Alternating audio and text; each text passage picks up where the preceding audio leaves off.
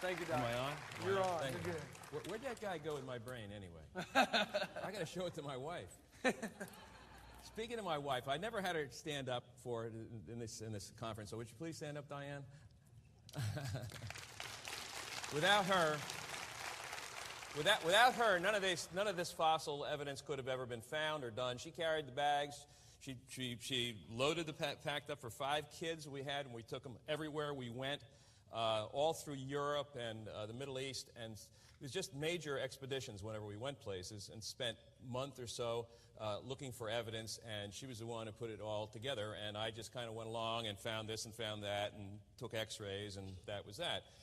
But I want to talk to you this afternoon about ancient man and some of the discoveries that I have found. Can we lower those lights a little bit? Because you're not going to see. I've got some x-rays up there. You're not going to see the x-rays at all.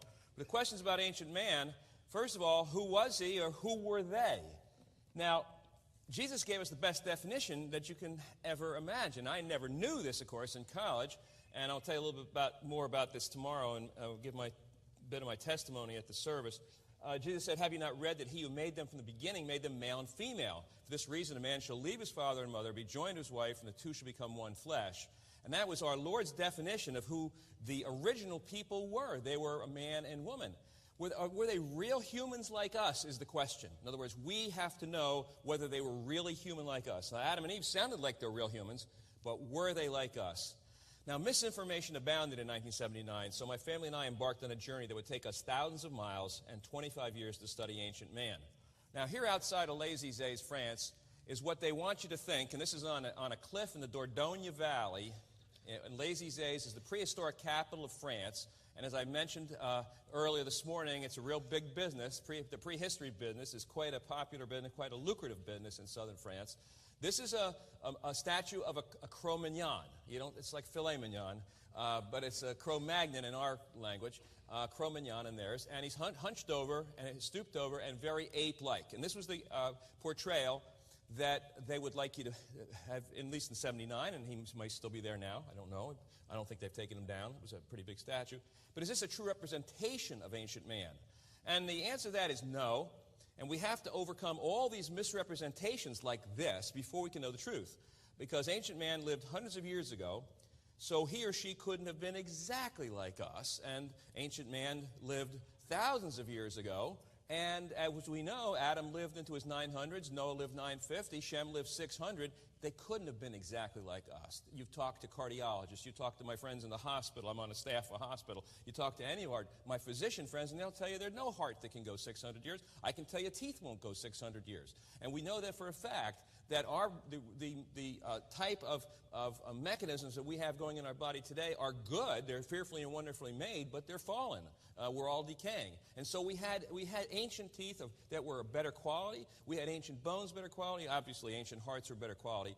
And these ancient people were ancient quality. But how can we know anything about them? Now, the first thing we have to say is we take our Bible as a guidebook, and then we look at the fossil and artifact record in light of the Bible. Now, you're hearing this from a scientist, a person who's looked at the fossils and held them in his hand, held the fossils in his hand, the original fossils, the original bones. And I'm saying the Bible must be taken as a literal book of scientific nature, where it touches on science. And, of course, it isn't a science book, but where it touches on science, as Dr. Francis Schaeffer would say, where it touches on science, it touches on truth. And then we look at the fossil artifact record through the lens of the Bible. Now, how do we do that? Well, first of all, we can make retrodictions. Now, retrodictions are predictions into the past, and science flourishes on predictions. I mean, you make a prediction, and you see if it comes true. I mean, they've done that with space. They've done it with chemistry and biology. I have a son who's a molecular biologist. They do this in molecular biology. You do it all over science. You make predictions based upon your hypotheses, and then you form theories and so forth, and by that way, you proceed along the scientific method. And the scientific method is based on making predictions. Well, we're making predictions into the past, and they're called retrodictions. Now, our retrodictions are based on biblical absolutes. Now, the biblical absolutes are the highest level and that we can go. We have absolutes that we know are absolute regardless. Jesus said, heaven and earth will pass away, but my words will never pass away. Those are absolutes. Those things will never pass away. What I'm doing now, or what we're doing now, creation research, it'll all pass away, but his words will never pass away. But we can make retrodictions based on those words, look back into science and see what we can find. And a retrodiction is prediction made into the past. We can make 3. First, if people lived longer, children mature at later ages than we do today. Because if you lived over 200 years or 300 years, you don't have a childhood of 12 years. I mean, that's obvious. Many scholars have said that. Humans had extended longevity. The Bible says that. Years before the flood and for a short time after the flood. That's a retrodiction that we can make based upon the absolutes of the Bible. Then, thirdly, and this is, I touch on this because my research accidentally bumped into this material while I was searching through the drawers in the back rooms of the museums. I actually bumped into stuff that would tell me that, hey, this Earth is not that old. And I wasn't a geologist. I'm involved in human paleontology, human paleoanthropology, and I can make that retrodiction. Now, in human longevity, let's cover a few bases first before we get into the story of the Neanderthals. In the area of paleoanthropology, that's the study of ancient man, evolutionary scientists have known for a long time that evidence for longevity, slow maturation, and slow growth were present amongst Neanderthal remains. I mean, they've known that. And it's obvious to me that they've known that because I've seen how they've tried to cover it up. Can we lower the lights a little bit more, too, because we're not going to see the slides that well if it gets too bright. So I know that they know.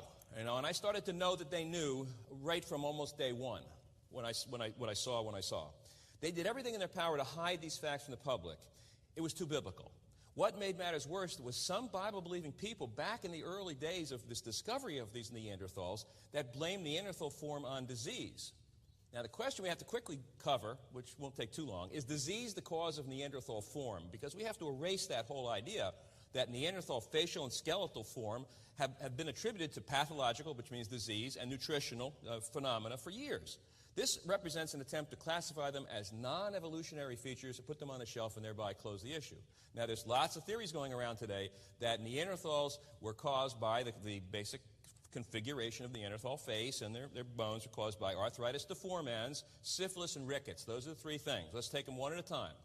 Arthritis deformans is an old name for rheumatoid arthritis. Really, really nasty disease. It has multiple causes, mainly affects the joints and the postcranial bones, everything from here down.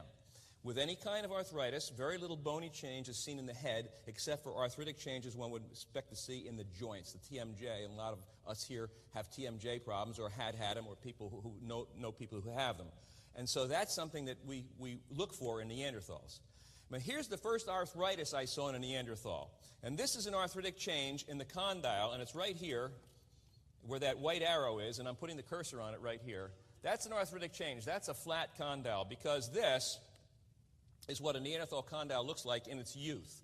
That's the tip of the bone that comes up and goes into the head in the joint. That's a flat condyle, and that was found in La Chapelle-aux-Saints, which is a famous Neanderthal found in that cave of that name. And this bony protuberance is not flattened like this or eroded in this area. This is the only arthritis I saw in the head of this individual. There were many arthritic changes in his spine and other joints. But arthritis does not create Neanderthals from modern people who have this disease. And that's an important point. It doesn't create that. And this is a modern, or not modern, it's a Neanderthal condyle from Lemoustier 1. It's another, but a younger Neanderthal. So that's what it would look like. This is what it does look like. It's flattened out. Now, some of us flatten out our condyles pretty well if we grind our teeth. And some of us do grind our teeth at night. It's called bruxism. And you can grind, and you can hear it if your children grind their teeth. And that also flattens out the condyle. But these Neanderthals flattened them out pretty well because they had these arthritic changes which took place in old age. Let's take rickets. The rickets problem is a problem with the calcification of the bone. It's a childhood disease, usually, manifest in the bones and caused by vitamin D deficiency, lack of sunlight, UV light, malabsorption from the bowel, renal, because kidney excretion problems, all could be contributing factors. In adults, this condition is called osteomalacia, soft bones, and occurs after the bones have formed. Proper calcification of the bones is inhibited. There's generalized demineralization of the skeleton. Now, that's not osteoporosis that many women suffer from. Osteoporosis is a disease where you have huge holes in your hip. I've seen x-rays of them in the hospital, and a hip looks like a piece of Swiss cheese that you just pick up in a supermarket. It's just an awful-looking thing, and I would recommend for women to take calcium starting at a young age, and even older women, it still can do you some good. It's not osteoporosis. Now, childhood rickets displays the following skull pathology. You would see these things if you had childhood rickets in Neanderthals. And this has been attributed right up to this present day. There are books and articles out there that say Neanderthal had rickets, and that's the reason he looked like he did. First of all, number one, you have the presence of areas of thinning and softening of the skull. It's called craniotabes. Then you have a box-like skull. We're going to cover each one of these individually. Then you have base of the skull flattening. Then you have a high arched palate, roof of the mouth. And then you have delayed eruption of teeth and extensive decay. And then you have craniosynostosis, which is premature closure of the skull. So those things you would find, if I was going to see rickets in the museum and I was holding cranium skulls in my hand, I would see these particular pathologic factors. Now, here's an article I wrote on something completely different. I wrote this for a German museum book. This is a secular museum book, and hopefully it will be coming out in a month or two, and it's with all the major Neanderthal writers in the world. Now, I don't know why they included me in this book, but they did it because I was one of the ones who studied their skull with a special x-ray machine. So I guess they had to do it, and they're going to try and probably disprove my understanding and my basic diagnosis of this skull. The calcification argument, though, has a good answer in this skull, because this is an x-ray right up here. This is an x-ray of a fragment of the head that I took with a dental x-ray, a big wide dental x-ray with the x-ray machine right on top of the bone, and this is the bone down below. This is the bone down below right there. So you have the bone and you have the x-ray. And the calcification argument basically is, this is part of the Neanderthal skull, Lemoustier, with the x-ray, taken in Berlin, Germany. In an article written for this German museum, I had to prove there was no compression of this skull. This is a close-up x-ray taken with a 2 1/4 by 3-inch dental x-ray directly under the cranial fragment, touching the undersurface. So you couldn't get any more one-to-one than that. I mean, it's a one-to-one image. The x-ray tube was only a few inches above the bone. Although the bones are fragmented and cracked from a bomb explosion that hit the museum in World War II, the bone texture is solid and the calcification is good, and there is no rickets disease present. The sutures, the diploic channels, which are little channels in the bone, and the sinuses are present. I saw absolutely no rickets in this Neanderthal skull. Here are 3 skulls, one from Israel, Amud number 1, which was found near Mount Carmel. This is Lemoustier, France. This is the one I just showed you with a little piece, but this is now a larger piece of it. And this is La Ferrassi from France. Now, the box-like head argument says that these are shaped like a box. And as you can see right here, these are the most unbox-like cranium. There's no box-like heads and absolutely no rickets in these whatsoever. So the argument for rickets falls apart in two areas already. Calcification, we don't see any soft calcification, and no box-like heads. Now, we're looking at one of my patients here on the upper left-hand side, and that's a high roof of the mouth. Now, I worked on cleft palate patients for about 12 or 15 years at St. Barnabas Hospital in New Jersey, the Regional Cleft Palate Center, so I know high-arched roofed cleft palates, and I know high-arched roofed mouths, and Neanderthals don't have it. And here's a Neanderthal called Pech de la Haze from France, got a flat palate all the way across, and that's just a break in the bone. And here's Gibraltar, too, from the island of Gibraltar. That's a Neanderthal child, too, and that's half of the palate, and that's flat, too. So we don't have high-arched palates like my patient had here on the left. If everybody can see that. I don't know if anybody can see. Can you turn the lights down a little bit so we can see that high-arched palate? Because if you can put your finger way up in there, way up in this point up in here, can you turn it down a little bit more so they can see that? That is right here, right in the center, right up there. And these kids cannot speak properly because they have a nasal quality to their voice, and they can't breathe through their nose very well because the nasal chamber is just the upper part of the mouth. It's right up over the roof of the mouth. And so you just don't see that in Neanderthals. Narrow, high-arched palate compared to 2 Neanderthal flat palates. No rickets. There. No rickets. Okay, now let's go to the premature closure of sutures in the head argument. Now, far from that, the Neanderthals had sutures that closed more slowly. And here, this is the frontal bone of a Neanderthal little child, and that suture is right down the middle of the head, and that's closing very, very slowly. And here's one, it's called a partially open symphysis in the lower jaw, and that's closing very, very slowly also. So rather than having what we call craniosynostosis, we have a slowly closing bony connection in the head and lower jaw instead of premature closure. The total opposite of rickets. No rickets. Now, here are some loose teeth that I found in the drawer of the Angus skull at University of Liège in Belgium. And these teeth showed, in the tooth decay argument, remember I said if you have rickets, you have a lot of tooth decay, no extensive decay. As a matter of fact, no decay in these children whatsoever.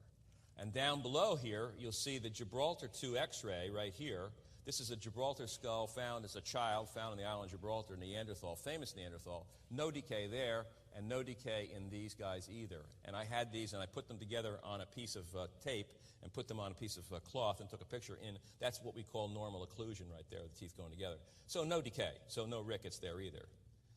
And all the primary molars, if I can just take a moment to tell you something about primary molars, these primary molars up here, these are the baby teeth. And these are baby teeth up here. These baby teeth are taurodont teeth. Now, we don't see those anymore in our children. If you're going to have a childhood of 35 years, if you're going to have a child who is mature, who's equal to our 12-year-old when he's, say, 23, or equal to our 17-year-old when he's 29, if you're going to have that kind of a child, he's going to have his baby teeth a long time. And if you're going to have baby teeth a long time, you're going to have what we call a taurodont, bull-like baby teeth. And that's what you're looking at. You're looking at the Neanderthal or the early teeth that God first made for humans to have long childhoods, prolonged childhoods. And this is the kind of tooth you would need, because this tooth is like a radial tire compared to the old-fashioned tires. It wears and wears and wears and wears. And underneath it, right here in the pulp chamber, here, this dark area, that's what happens. You get secondary dentin building up, and so it'll wear and wear and wear. Now, what about our molars today in our children, baby teeth? Well, when they come out, you don't see the roots. But if you take an X-ray, if you look at your dentist X-rays, you'll see they have high legs, big, high, long legs, long roots. And that tooth will only wear down until it gets to that point where the two roots come together. It's called the bifurcation. And then it's over. That tooth will be exposed. So if our children wore their teeth into their 30s or 40s and had a pretty heavy diet like the Neanderthals did, we'd have a lot of pulp or nerve exposures. Now, we do occasionally see teeth in people. Somebody might come to me today and say, I have a baby tooth that's lasted 35, 40 years. That's rare. It's very rare, but it isn't a taurodont tooth because we just don't see them. We'll see taurodont teeth in adults. We'd never see them in children. We'd never see them in children. So what happened was they got shut down somewhere along the line. And what Dr. Ball was talking about is that we probably have the potential there to build them again, and probably in the new heavens and the new earth, in the new age, when the lion eats straw like an ox, and people live to 100, and a youth will live to 100, thought to be cursed that died at 100, then you'll probably see the taurodont baby teeth again, because you're going to have long periods of childhood. Just imagine the kids around the house for a long time. I mean, some mothers would like that, some, wouldn't. The syphilis argument. There's no signs of congenital syphilis. Mulberry molars with little enamel, you don't have that. You don't have notched incisors. This is amide 1. There's no notching in incisors. There's no barrel shapes. No signs of late congenital syphilis. A major sign would be a high palatal arch. This is a flat arch on the mother of that Gibraltar child. That's about as flat as you can get on the mother of the Gibraltar child. So we just don't see the signs of arthritis, rickets, or syphilis. And I really thought that I had eliminated that with the book. But the more it pops up, the more I get to the point where I'm thinking about, I don't know if people listen anymore, because I thought, and even Colin Groves, who reviewed my book for the Talk Origins, and is a skeptic about everything I say, even he said, well, it looks like Dr. Cuozzo eliminated those arguments. Well, they persist in creation. They persist in the creation of science. Now let's take a look at what some of the anthropologists did to actually change the evidence so we couldn't make biblical retradictions. We got rid of the diseases now. This is called evolution after death. The first child I picked up was the Pesh de l'Aze child, and those of you who read my book will understand that the teeth, when they were placed into occlusion by the first man, when the teeth were put together by the first man, a Dr. Pat, E. Pat, in 1958, he put them together wrong. And when I got to the laboratory in France, I put them together in what we call normal occlusion. And here you can see that here. And there they are up there in that position. The teeth are in normal occlusion. And the jaw goes in, the condyle that I showed you before, the arthritic one and the non-arthritic one. Well, this is a child's condyle. This goes into the socket perfectly and fits just exactly really well right in there. And so what you have is you got the condyle fitting in the socket, you got the teeth in normal occlusion. And this was not an opportunity to make the Neanderthal child look like an ape. This child had more of a retreated or smaller face. Now, if you're going to make a biblical retrodiction, and this is what we're going to do in a minute, we're going to show you how this comes about, you would say that children, ancient times, grew slowly, had ortodont teeth that could last a long time into late childhood. Say they lost their baby teeth when they were 25, 26, 27, 29. They also had small faces, so the faces would grow and grow and grow over that whole period of time. So if you picked up a Neanderthal child that looked about 2.5, and we don't know exactly how old he was, I've got some predictions that I make in the book, you would expect him to have a very tiny face. Well, that's exactly what they didn't want you to see. They didn't want you to see the tiny face, and so they gave you this face. This one right here, down the lower right-hand side with the big protrusion and the jaws sticking out like an ape. The other thing about apes is they mature twice as fast as humans. 1.8 it is, exactly. So they mature very fast, and they grow very fast. So if you make them look like an ape, you're going to have a child of prehistory that's got an ape-like growth pattern because he's closer to the apes. But if we got a child who's closer to Adam, he's going to have a slow growth pattern. And that's evidence that the Bible is accurate. Okay? I mean, remember Sarah? She was 90 years old, all right? And who? A king wanted to take her into harem, right? Because what? She was very beautiful, all right? Go to any nursing home around here, anywhere. I invite you. And see, and in all due respect for 90-year-olds, I just don't know one that a king would want to take into a harem at 90. What does that mean? That means that Sarah looked a lot less than 90. And that's what I'm telling you. These kids looked a lot less than what they really were.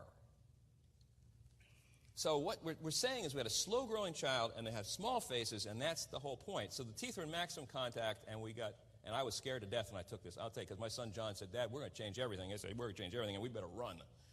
And we had to run. Those of you who read the book, you find out that when they tried to steal our x-rays back, they tried to get back, because I gave them a set, and that was part of the deal. Give them a set of x-rays so they can have what I did, and I handed in my set, and Dr. Copans had gone on vacation, so he was gone, but I gave it to the secretary, so she didn't know much about it. But I guess when he came back or somebody else saw them, oh boy, everything broke loose, and we got followed and chased and so forth. And those of you who read the book, you know what happened. We barely got out. We got out of the country. I got these x-rays out of the country inside of comic books, inside a French comic books. Now, here's Lemoustier, supposedly 16 and a half years old. His jaw was 30 millimeters out of the socket when I saw him in the slide that they sold at the museum. 30 millimeters out of the socket, right here. So this jaw was 30 millimeters out of the socket. The upper jaw was 30 millimeters forward, and that made it look about as ape-like as you can possibly imagine. And that's what they wanted. They wanted to portray an ape. And so in any dental office, this would be a dislocated jaw. Now, I was a dentist in the Navy on the Enterprise, on the aircraft carrier Enterprise. We had a lot of guys come on with broken jaws and from fights. But I never saw anybody come on the ship or into my dental clinic on the ship with a jaw out 30 millimeters out of the socket. That's extremely painful. That's the x-ray composite. This is what Lemoustier really should look like. If you could see this, perhaps you could see it over on this side. That's the composite by me taking all the x-rays of all the pieces and putting them together on paper. Putting them together on paper. And that's what my German article is about. And that's what the German article is trying to show, because that's a baseline. That's a Neanderthal baseline of a teenager who's probably 29. Now, it doesn't make any lot of sense, I know, but that's the way it was. He was probably 29 or 30. University of Liège, the skull that grew after death. Now, here's the real problem. SPI1, that looks like spy, is an adult Neanderthal from Belgium. Its cranial length is 216. I don't have a picture of it, but just take my word for it. It's 216 millimeters. Angus 2, which I do have a picture, and I'll show you, is a 4.5-year-old child, supposedly, from Belgium. Its real cranial length is 164. This is 76% of SPI1, when it should be at least 86%. Now, remember what I said, that these skulls are small? They're small for the ages that they give. Well, they realize that. So I go to Belgium, and I measure the skull in 81, something like that, 82. And a PhD candidate comes over from the University of Pennsylvania, Nancy Minu-Purvis, and she gets her PhD, and she writes that Angus 2 is not 164, it's 176. She adds 12 millimeters to it. and it was became 81% now of the adult, and that's an acceptable range. So now we can't deal with this little small skull because that's too biblical. That means in order to get to be a big skull, it's going to have the world's fastest growth rate, faster than apes, or a long time. And that's the problem, a long time. And everything that they see that requires a long period of time, they change. I absolutely guarantee you that, because that would demolish the fossil record of coming from apes. Because don't forget now, apes are twice as fast as us, so we came from chimpanzees, so we start very fast developing, very fast, slower to us. Okay? That's their side of the story. Our side of the story is we're slow developing. We live 900 years. Our kids get their baby teeth, and they keep them until their 30s, and maybe 40s and 50s, maybe back early when people were living 900 years. When they were living 300 years, they kept them until they're 29, 30. And then gradually, the teeth were lost earlier and earlier and earlier and earlier and earlier and earlier until today in my office today, I see girls at 10 and a half having their first menstrual period, and at 9 going through pubertal changes, and parents are complaining that girls are getting old too quick, and boys' voices are changing early, and you can see it happening in front of your eyes. I can see it happening in front of my eyes. I can see kids developing quicker and quicker and quicker, and everybody's wondering what's going on, and that's exactly what's going on. But here's a time and place in history when we can document that. So they didn't like that. They didn't like it at all. And so what they did was, Nancy did, there's a ruler laying right on the bottom surface of this skull. If I can get this cursor up here properly, here it is. There's a ruler. Now, from here to here is 164 exactly, 79.5 millimeters. From here to here, the two whites on this side is 164. She made it go out to the black line right there, 176, clear outside the skull. I mean, clearly way outside the skull. So what we're talking about is, if you can see it, you can't see it on either one, and that's the problem. Could you lower those lights so you can really see these lines? Because this is really important. The black line is outside the skull on both of these. You lower them really down. Can you get the big bright ones? Is that possible? No, it's impossible. All right, well, take my word for it. She increased it to 176. 12 millimeters in length was the increase in order to avoid embarrassment of a small skull. Now, when I was in the lab, the Musée de l'Homme in Paris, in 1979, a human paleontologist cut the chin off the lower jaw of Laquina number 5, and that was a skull that was excavated in 1911. When it came out of the ground, it had a chin. You can see the arrow pointing to the chin right there on your left. That's the first cover for Buried Alive. We have a second cover for Buried Alive now, and they changed this, and they put it on the back cover of this picture, and much to my consternation, they made it much smaller when it's a major point. But again, you lose a lot of control when the book company has the authority to do what they want to do. So this was contested by Colin Groves in the review. He said, that's plaster. Well, if that was plaster holding the teeth in, there's no plaster around those teeth. That's chin. And that guy was cutting it off while I was there. And the reason he cut the chin off was because apes don't have chins. And he wanted to make it look more ape-like. Now, that's not fair. And I've been to a lot of churches, a lot of audiences, and I've told it to a lot of people, and very few people believe me. I'll be honest with you. Well, if somebody raised their hand and said, if I did that in my business, I'd lose my job. I said, well, exactly. But they don't. They don't lose their job. They get points for doing this.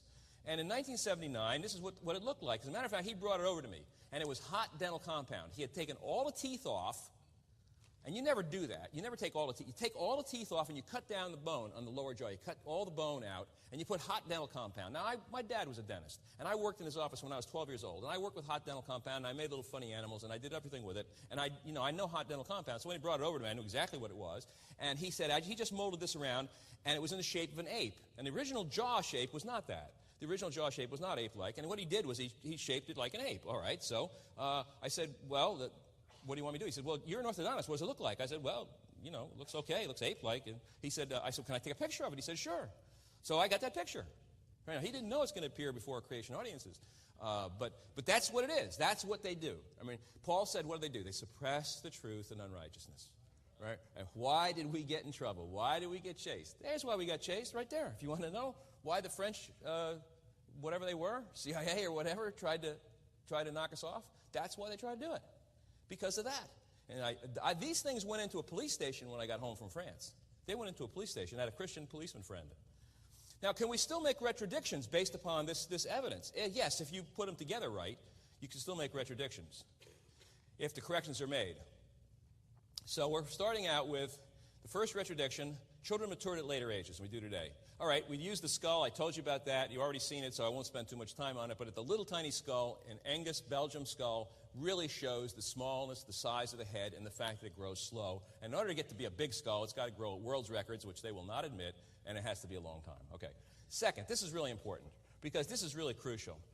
The little child from France that we were supposed to be, I put the jaw in the normal position, they had it way out ape-like, has some lines going through the head. Now, the lines going through the head, specifically, are a line going through, we call this the Frankfurt horizontal. It goes from the ear to the eye plane. It's that red line right there.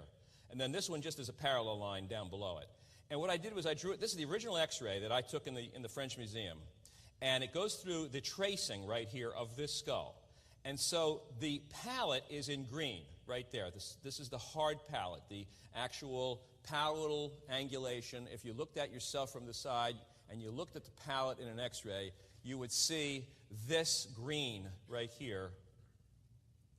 And ours doesn't angulate like that, but this is what you would see. Okay, so now what we'll do, it shows a very, very small face, and the angulation of the palate is minus 14 degrees to that red line.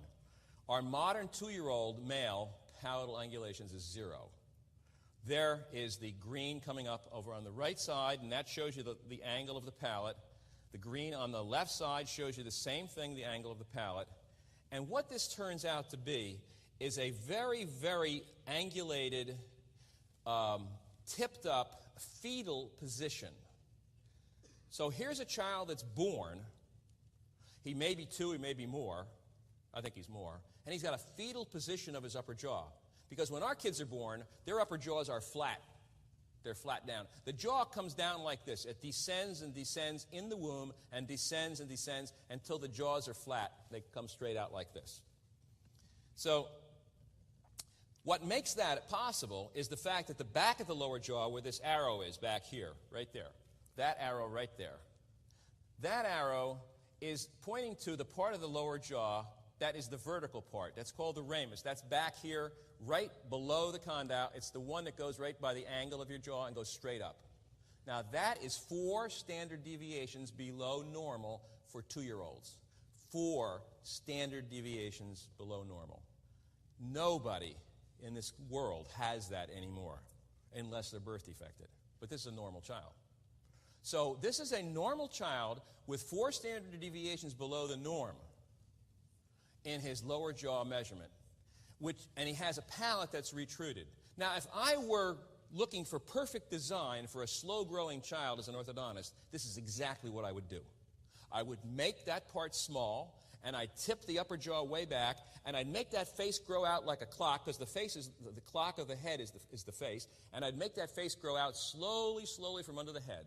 What makes all kids cute is that they have small faces. And all the adults, adults, they say they get uglier as they get older. That's because our faces get big. That's what happens. Our face gets large, and our head size stays about the same.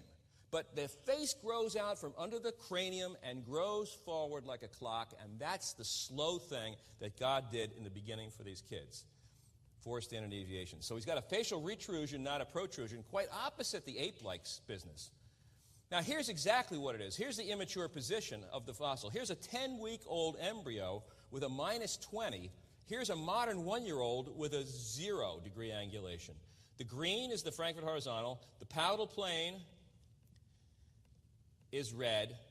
And here in the minus 10-week-old, or rather the 10-week-old fetus, right, it's minus 20. We know our little Pesh to Oz is in the minus 14 range, 13, 14, 15. And we're 0 when we're 1 year old. So something is different about these kids. They're very immature. They're very slow growing. Very slow growing. And that's the last thing that they wanted us to find out. Pesh to Oz, the minus 14-degree palate, in its maturity is equal to somewhere between a modern 1-year-old and a 10 to 12-year-old, week-old fetus. Fetus. I mean, it seems strange, but that's the way the ancient people grew. Minus 20. Okay, little Neanderthal child has a more retruded face, and this is based on national studies. done from Bolton from the Cleveland study. This little child has a face that's further back than a 1-year-old. Okay, so how far back is his face? That this is a 3-year-old, this is a 2, this is a 1. This is the little Neanderthal child way back there. So, here we have, and look at his jaw is way back here. This is perfect. So we would make a retrodiction saying he'd have a small face, a small jaw, a slow-growing jaw. He'd have a tipped palate. He'd have all these things that denote a slow developing child, and he does. He does. Therefore, the Neanderthal child was fetal-like in his facial development, except that he had teeth. And that's strange. This is a whole new field of study. And science would benefit if it stopped preventing, because there's a lot more Neanderthal children that can be x-rayed, to stop preventing this kind of research that will lead you towards the Bible and the mind of God rather than take you away. Science would benefit from this. We will have answers to why our kids have progeria today. Well, what's progeria? What's premature aging of children? What about premature development of girls? Why is puberty being lowered by pediatricians and they're not really caring? Just say, just lower the puberty age now, or just give them some adrenocorticosteroid hormones. Why is that? Well, because something is happening to human beings, and we're getting earlier maturation. And it's not good news for an orthodontist either, because we like to see kids when they're growing, not when they stop growing. And so if a child comes in and they're already stopped growing, we're working on a little child who's actually like an adult. Now, adult orthodontics is not a problem, except quite often with adults we have to do surgery. We have to do surgery because we just don't have enough growth potential. They'll grow slowly, as I'll show you in a while. So there were approximately, between the little Peshta's child and this Lemoussier, about 26 to 28 years between these two Neanderthals. Lost the baby teeth late. Second retrodiction. Humans had extended longevity in the years before the flood and for a short time after the flood. Now, there's a universal notion, Hrdlicka said, that when the adult stage of life has been reached, all growth except in bulkiness has been accomplished and henceforth ceases. The very definition of an adult is that of a person grown to full size and strength. The purpose of this paper is to show that while such a concept suffices in general, scientifically speaking, the view is largely erroneous. Now, Alice Hrdlicka was the chairman of the Smithsonian Anthropology Department back in the 1930s, and he said the head keeps growing our whole life. Now, bone is dynamic. People tend to think of their bone as rigid, inert material that holds up their bodies, but bone is far more dynamic than that. It continually dissolves and reforms. Indeed, adults replace their skeletons every 10 years. So you replace your skeleton every 10 years. Bone is like skin. You're constantly remodeling it, says Susan Greenspan, University of Pittsburgh School of Medicine. What would happen to our face and head if we lived 500 years? Now, what we did, my son-in-law, who's now a professor at Baylor Engineering, while he was a student at University of Texas getting his PhD in bioengineering, what I asked him to do was to write a computer program based upon studies from the University of Michigan on people who went back to school at Michigan, older people who went back for serial x-rays year after year until they were in their 80s. What happens to the head as we get older? That's the big question. What happens to the head as we get older? So I said to Brian, write a program to find out, because we already knew what would happen as they get to 80. The head gets larger. And I mean, any of you can find this out. If you're past 50 years old and you had a hat that fit you when you were 20 years old, it won't fit anymore. And we have less hair. And it's the same with me. It's the same with anybody. There's no person that defies that argument. A hat will not fit you when you're 50 if you had one when it fit you when you're 20, because your head's continually growing. And so if we grew to 500, what would we look like? So Brian did the computer program, and this is what I presented to the ICC conference back in '98 in Geneva College. This type of a growth pattern is something that we would see. We would see the brow ridge growing forward. This is 100, and this is 500. We see the eye socket move forward. We see the upper jaw move down. We'd see the lower jaw at 100, 200, 300, and 500 square out in the back. And believe it or not, the chin would start to disappear because the teeth move forward over the chin. So all these changes take place over 500 years. So what do you think Noah looked like at, say, 500? Now, we don't know if he moved as fast as this, because this is a modern rate, but Noah would look pretty grotesque. Noah would look like a Neanderthal. Recently, Dr. D. James Kennedy, in a sermon, said the same thing. He said, because I had gone down, done some programs for him, And he was convinced, and as many people are, many orthodontists are convinced this is true, and medical groups that I've spoken to, that if we did live 500 years, we would look pretty funny. We would look pretty funny. Here's a living example. This is a lieutenant in the Navy during World War II, age 26 years old. Take a look how his hat fits. He was a pilot in the Navy in World War II in the Pacific. Here he is with the same hat on, just a different cover. You know, you can change those covers from white to tan. Same hat on at age 83 years old. Same hat. The officer's cap fits perfectly at age 26, but at age 83, it sits on top of his head. Now, my officer's cap when I was on the Enterprise sits on top of my head. I could have never gone on the quarterdeck and said, requesting permission to come on board, sir, because they would have laughed at me. Who is this guy with a hat sitting on top of his head? But that's what it looks like today. And my hat has not changed size, but my head has gotten bigger. My brain, I don't know what's happening to the brain. Some days I wonder. But I mean, that's what it looks like. Take a good look at this guy, because you're all going to look like this. Look at your grandparents when they were married. Look at your grandparents when they're older. Did you ever go to a class reunion? You can't recognize anybody after 30 years. Or you could look at them, but you say, well, I remember you. Oh, sure, you know, yeah, you kind of look like. It's not the face that's changing. It's the bones that are changing. What you don't realize is that your bones and your face and your long bones, everything's changing. The nose gets longer. Bad news, the nose gets longer, the ears gets longer. I mean, a lot of things happen, but the facial bones change. And eventually you get to look like a Neanderthal. Since this is true of our heads today, try to imagine what ancient man must have looked like after he lived for more than 250 years, and that's what he looked like. La Chapelle of Sens lived 250 to 300 years, and that's what he looked like, right there. If you can see that, you can see it better over on this side, but that's what he looked like. The big brow ridge sticking out on top, the fact that his head receded way back in the back, his chin had started to disappear, he lost a lot of teeth, he had the arthritis in the condyle, his cheeks came forward, his nose came forward, he had a nose probably like Pinocchio. I mean, really. Look at the slope in that nose. Look at this slope. That's really amazing. This nose would come straight out like this. I mean, so you imagine Noah at 950 with his nose sticking out like that? Now, we don't know how fast it grew, but we have an artificial idea of what these people look like. It's not true. If you're human beings and you grow old, and they were human beings and they did grow old, we don't know the rate, of course, they had to look pretty funny. Well, any of you thinking of living 500 years, remember that. This is 250 to 300 years of age. I know this comes as a shock to some of you, but this time the people started to accept this because it's real. Now, what are conclusions concerning Neanderthal growth and development? Well, we start out with Pech d'Oz up here. It's very small. Then we go to the three of them are superimposed there. We go to Le Moussier, 29 to 32, La Chapelle between 250 and 300. Now, what I had done is I've sent these x-rays to Rocky Mountain Orthodontic Diagnosis Corporation in California, because we do this a lot with our surgery patients. Our surgery patients who require an absolute accurate diagnosis is whether we do orthodontics, just straight braces, or surgery of moving the upper or lower jaw. We have to know pretty specifically what we're doing in there. And even though I trace the x-rays, I don't trust my own tracings. I will check with the Rocky Mountain Corporation when they have computers do this. And the computers did my Neanderthals, and they didn't charge me for them because they had never seen anything like it before. And so what they did was they did all Neanderthals, and they came out with the same results that I came out with. That these guys really, really grew very, very large and had very, very strange heads and had all the configurations of an old person. The expert in this country, Dr. Rolf Barentz, who's now at the University he was at the University of Tennessee. He's now at the University of Texas Dental School in Baylor. I'm not sure what city it is, but he's Baylor University orthodontic chairman. I laid all these out for him on the table, these x-rays one day.